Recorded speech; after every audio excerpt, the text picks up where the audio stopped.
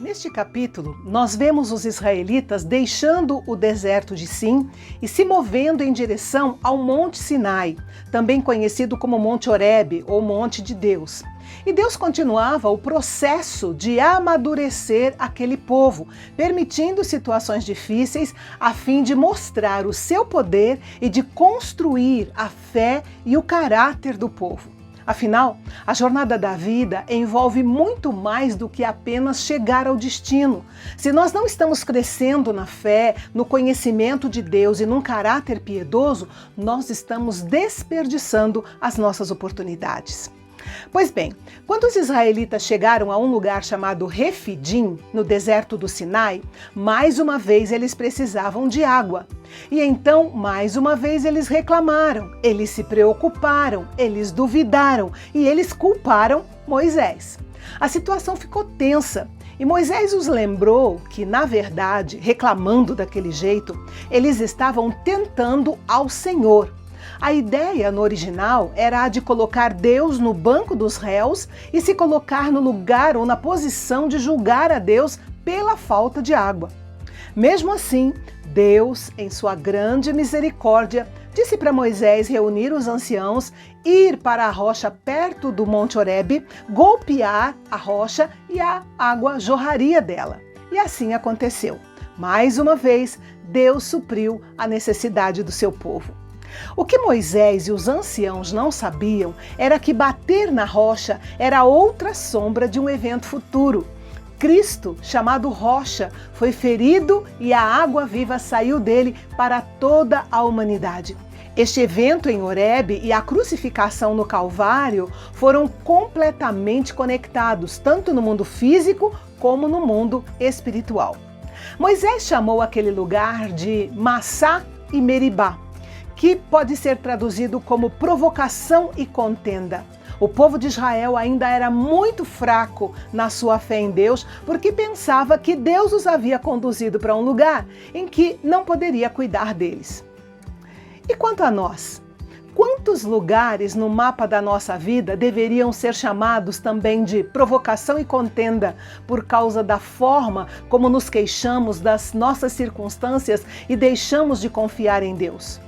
Uma coisa é sentar-se confortavelmente na igreja e cantar Jesus meu guia é, ou basta-me a graça do Senhor.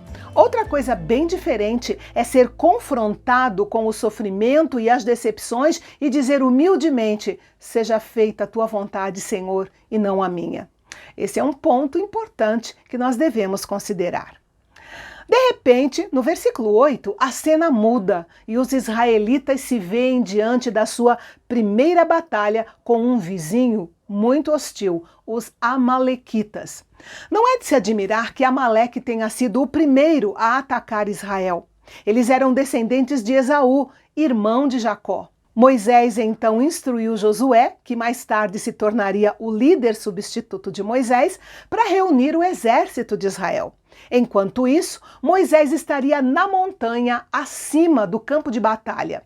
Junto com ele estariam seu irmão Arão e um homem chamado Ur, que, ao que tudo indica, era um assistente de Arão. A batalha começou.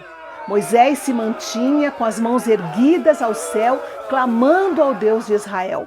Num dado momento, Arão e Ur perceberam que, enquanto Moisés mantinha as mãos erguidas para o céu, Israel vencia a batalha.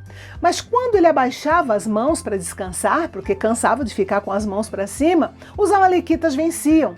Assim que perceberam isso, Arão e Ur colocaram Moisés sentado numa pedra e os dois se posicionaram, um à direita e outro à esquerda, segurando os braços de Moisés para que não abaixassem nem por um instante. E assim a batalha continuou até o pôr do sol e Deus deu vitória ao seu povo sobre os amalequitas. Sabe, a verdadeira intercessão é uma atividade que exige muito de nós e pode ser tão cansativa quanto um trabalho pesado, mas é altamente abençoadora. Josué não teria alcançado a vitória sem Moisés, mas Moisés não poderia ter prevalecido sem o apoio de Arão e Ur. Nem todo mundo pode ser um Moisés, ou um Josué, ou um Moody, ou um Billy Graham. mas todos os cristãos podem ser um Arão e um Hur, ajudando a sustentar as mãos dos líderes enquanto eles lutam na obra de Deus.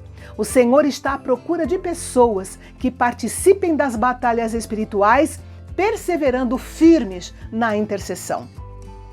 Depois da vitória, Moisés construiu um altar. Essa era uma ação típica das pessoas daquela época em reação a um acontecimento importante. Esse altar não era para ele, ou para Josué, ou para o exército de Israel. Ele teve o cuidado de dar toda a glória pela vitória a Deus e chamou aquele altar de Jeová Nissi, o Senhor é a minha bandeira. Depois, Moisés anotou no livro oficial de registros que Israel lutaria contra Amaleque até que aquela nação fosse completamente destruída e esquecida para sempre. Mas a vida nem sempre é feita de fome, sede e guerras. No nosso assunto de amanhã, vamos ver Moisés tendo um tempo muito bom e de qualidade em família, compartilhando as maravilhas e o poder de Deus com Jetro, o seu sogro. Vale a pena conferir. Até amanhã.